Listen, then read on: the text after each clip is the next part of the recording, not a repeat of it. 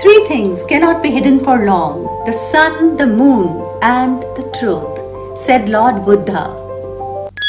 For unraveling the truth in the many scientific fields, let's salute the spirit of scientists whose revolutionary work has impacted human lives in a big way. But a truth cannot be created, only perceived, said the great spiritual guru Paramahansa Yogananda. Let's find from the scientists themselves for how they perceived the truth.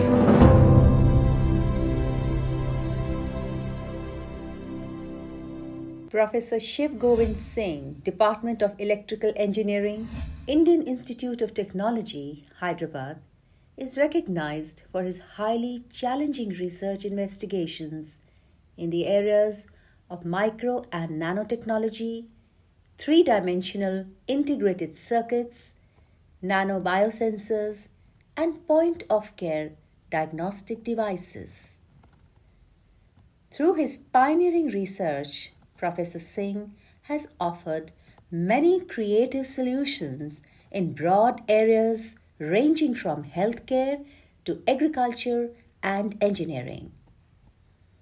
The crowning jewel of his research is the development of a device, a RT-PCR free kit for detection of COVID-19. He has also developed a unique device for ascertaining milk purity. Professor Singh is a recipient of the prestigious Abdul Kalam Technology Innovation National Fellowship, instituted by the Indian National Academy of Engineering for his many outstanding contributions. Welcome to this show of The Saint in a Scientist. You are an electrical engineer from the IIT Hyderabad. Truth is something like white light, where you have all the colors of the spectrum. And how do you reach there? I just want to know from you. So, as you said, truth is something which already exists in the all over around us. We as a scientist is going to just uncover the truth. We need to go for it with lots of joy, and for that, the journey should be with hard work, with a good ecosystem around you. But joy, I feel, is the most important thing. If you have a joy of doing the work, then the truth you want to uncover, probably you can uncover in timely manner. That's beautifully said. Now, divine joy, or the joy that you bring into your work of your scientific investigation, and that's how you said that you reach to that high state of awareness where you understand or you experience that divine reality. Now, how do you cultivate that? How do you bring in that joy in your work? I don't do myself to bring that. Somehow it come from inside that I like this and let us pursue this. So one of the things which probably helped me to bring the joy, I always have a feeling that probably this invention going to help to the masses and society in large. So I feel that as a human, I'm actually able to contribute a very small though, but it can help the society. That probably that feeling of helping somebody who may not be having same level of awareness, not getting opportunity of same level of awareness, will get benefit because of my research. So I just want you to recall your moment of truth. Thought which come about COVID, I really start the date on 14th March 2020. I was in Bombay and Pune trip, and that time I was in Bombay, and it was written "Corona se daro na." That was the slogan written all over in Bombay near Marine Drive, and actually, but it is written, but every face was so terrified, so much fearful. So it was opposite. Whatever written and what is actually on the surface, which it struck to me. It means there is a strong need to whatever I learned till now can be quickly converted and utilized. For example, that time NIV can test 100 tests in a day all over India. That was maximum test can be done. and result can be revealed in a 2 to 3 day time. There only I thought, no, I have a technology probably, and I can utilize those technology to extend it for the corona testing kit. And while coming back to IIT Hyderabad, I have got some idea what kind of possible way to go it, and then we said, okay, I'll take one of them and mature it, and from there actually that has happened. So that I can distinctly remember the date. But earlier one, I feel I was quite young when I thought I have to be a scientist. I was in kind of graduate school, and I was trying to learn some interesting physics, like for example, why everything exponential. All the theory, if you see, it inverse square law, and the expansion, exponential expansion. And then why come to know the truth? And it's so beautiful. I mesmerized with the nature beauty. I said, no, I have to go in this field to uncover some more truth, to get so in. So it's giving such an enjoyment already discovered by the people. That gives me so pleasure. If I'm going to discover or uncover some truth, more truth, how much pleasure I can probably get. Great. Just tell us about that truth that you're saying that you got so much of joy just laying your hands on it. So what was that truth? We have seen that if you see any function of any it's probabilistic function, you see that it always follow the exponential law. Okay, so why always exponential? So when I go and inside and find out exponential, because nature is very it has random processes all around, and because of this randomness, probabilistic theory come in the picture, and that randomness, if you solve the equation, it can give you a solution in the exponential. This is something which is very inherent in nature, and nature do very simply. We do lots of complex way to achieve the something, but nature, they do like so elegant way, and that is where most of my research is also inspired by the nature. So do you think, Dr. Singh, that there is some, power, unknown power, that is guiding you to the goal that you set for yourself for seeking in the scientific world? Naturally, something has come to me, because everybody don't enjoy the same journey what I am doing. I have 20 friends, 30 friends who wanted to do something, and they don't enjoy it. They start working some other thing, they start doing something. It should be definitely naturally gifted that I start loving it. But I personally don't know whether it is gifted and how it is gifted and how it is helping it.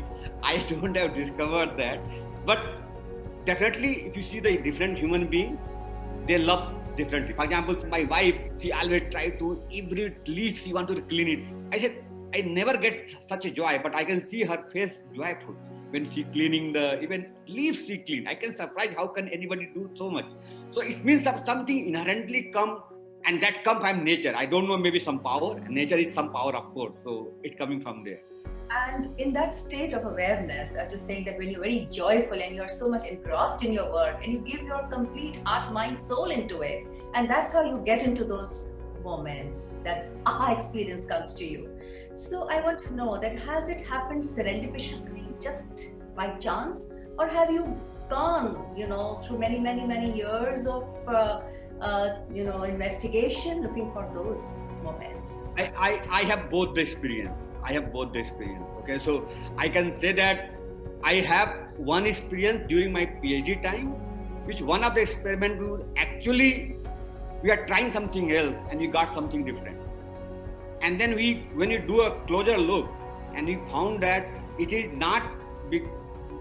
because some instrument has their limitations, and because of that limitation, we are supposed to get continuous flow in our microchannels, and then we are expecting the pressure drop or say flow rate it should be linear.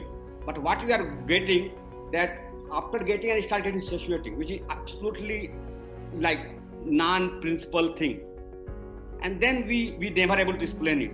But my mind is stuck. Why we got it? And it's not that only one time. We get every time the same.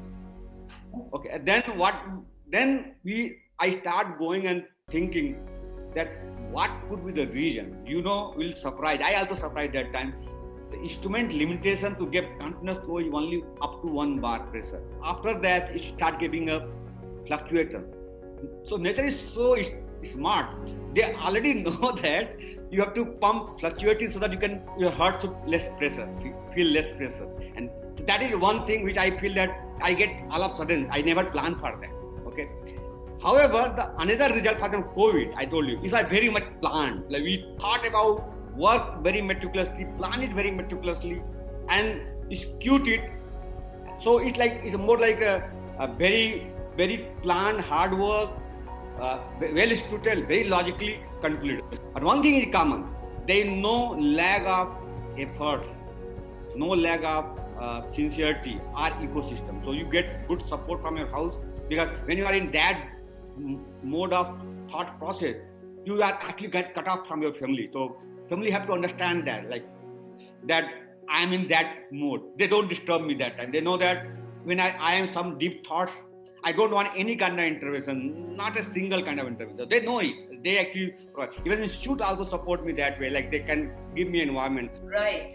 I just want to know from you now that the truth that you have reached in your scientific investigations, they require basically sense perceptions. That is, how you are looking at your results or how you are seeing the experiments go on. And sometimes sense perceptions, they are not enough, because what you see may not be correct. There may be something wrong going on, and you may make a wrong inference out of that. So what we need is intuition. That is, knowing the truth from our inside. Sometimes we call that as, I had a hunch. So did you have this kind of experience, getting hunches that, yes, this may be right? I always get hunch first. So I feel, for example, again, giving example one of the COVID test, I hunch that this will going to work. So even though lots of people say that it may not work, but I said, I have working for such a long time. I have a feeling that it will going to work. So yes, there is always a hunch first before to take it next level. So how do you think you can improve on getting your intuition, which is a developed form of connecting with the divine truth and getting those experiences where the truths come to you without any obstruction? So what I feel intuition is the spread of thoughts occur knowingly and unknowingly, are connecting the dot of unknown. For example, lots of unknown is there, and we have some knowledge, we have lots of unknown. So can you connect those dots, okay? Which I believe occurred due to the collection of thought after working working for a long time, experiencing it, and when all this accumulated. So if I wanted to summarize it, simply saying, if your love on a subject matter for a long time, and then ideas sometimes occur without planning, that I call the intuition. So I did not plan for that idea, but occur because I was in love, but that time I don't plan it, but it was there somewhere and it's just spread and then it start working. That is why I call the intuition. Well, do you feel anything in your body or in your mind? Sudden spurt of energy? Do you feel that? Because these are very high states of awareness. These are creative moments. I have an experience little different. I'll tell you what I experienced. When it comes, it's kind of very, very, very calm and very deep, and my mind and everything will be very, and all of a sudden it's come. It gives humongous pleasure that when it's arrived, that thought arrived, it gives humongous pleasure.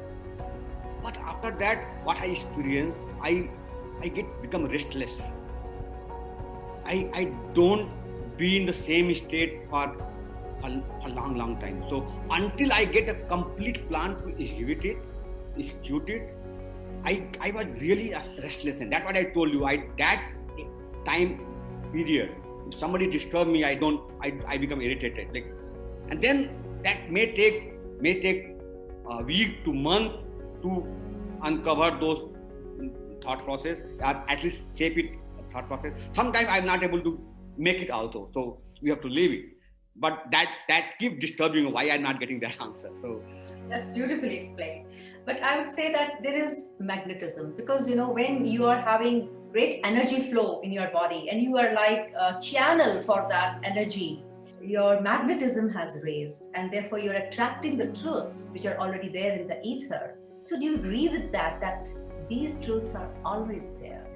There is nothing which is actually hidden from us, but the only thing is we have to have an eye to see. I don't know. I have to attract the truth, but truth attracts me. I'll say that. So because truth is there, and we are not able to uncover it, they attract me. Hey, why don't you come and open to the world? So either way, like magnet attracts both ways. Right. And for that state to come, Dr. Singh, do you agree that your mind has to be completely relaxed first? That is true. When it comes to you, you get restless and you want the whole divine plan before you, and you don't want anybody to disturb you. But before that, do you think that it is your very high state of relaxation? Your mind has to be completely relaxed for you to reach that state of creativity. I absolutely agree with you. So this kind of idea only come when I was in relaxed mode. I told you I was in trip to Bombay, and that was my family trips. Everybody was there. So I was in very much a calm state. Another related story. I was in Singapore before coming India, and I come from the village background, so I always drink a milk till intermediate.